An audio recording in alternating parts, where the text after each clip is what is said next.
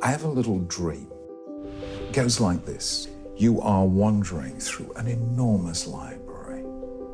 It has millions of books.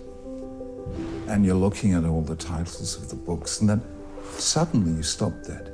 There's a book, and on the title, it's got your name. You take it out and see, what is this book that has your name written on it? And you open it up, and you see that there are several hundred pages of that book, written by many different hands in different languages.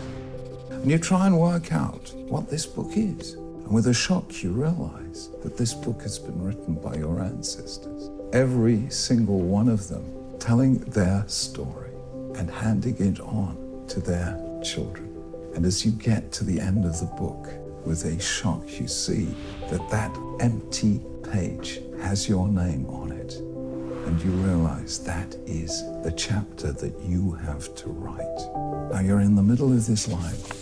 Can you just put that book on the shelf and walk away and forget it? I don't think you can, really. Because if you did, all those 200 generations of your ancestors would have kept that book going in vain, because it would have stopped with you. And I kind of think I couldn't do that.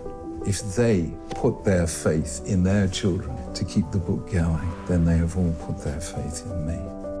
And I have to write my chapter in that book, and when the time comes, give that book on to my children and grandchildren.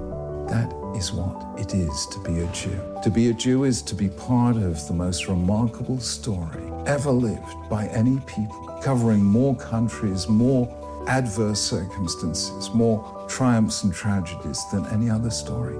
And then the sudden realization that every one of us has a chapter to write in that story and hand the book on. That is what it is to be a Jew. And the second I realized that, I knew I couldn't walk away. I had to write my chapter and then give the book to my children and grandchildren.